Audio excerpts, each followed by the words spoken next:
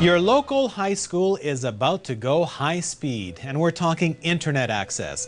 The province is spending $71 million to connect nearly every school in Saskatchewan. But what are we getting for our money? Neil Herland reports. Something revolutionary is happening in Strasbourg, Saskatchewan. It's still a small, quiet prairie town. So small, the locals don't bother giving the first 3 digits of their phone number. But 2 months ago, Strasbourg caught up with Canada's biggest cities. The local school got high-speed internet access, and it's having a profound effect on students. Okay, what's on this webpage are some definitions. This physics class used to be taught using books and a blackboard. What kind of wave do you see? Now science concepts are illustrated by visiting websites and clicking on animation sequences. You couldn't put that class on the internet before. You could probably only put about 5 or 6 of them on the net. If they all logged on at the same time, a bunch of them would actually be refused to get on, and some of them would get booted off after we got going. The Saskatchewan government is investing millions of dollars to bring high-speed internet to the classroom. It's part of something called CommunityNet, and the goal is to bring more technology to rural schools and hospitals. All right, I'd like everybody to log into their computer. If you have troubles Lauren Gottslig has been teaching for 16 years. Working at a rural school meant he didn't always have the same facilities as in the city.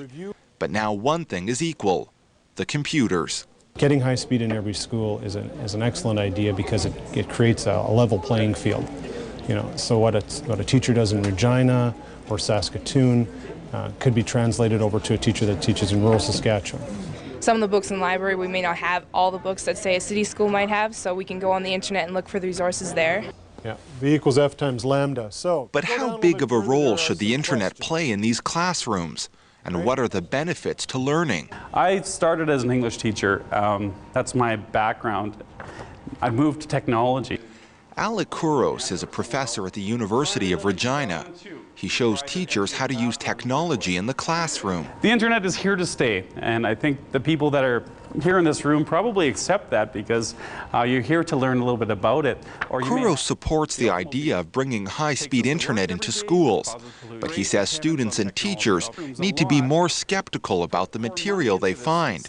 For a while it was very utopian, but I think it's becoming a little bit more realistic now in terms of attitudes towards internet by teachers and students. They're seeing that there is a limitation there. And I think there always will be a limitation toward what the internet can actually offer. Kouros thinks some educators have embraced the internet without considering what the educational value is. It's a point he tries to make in his seminars.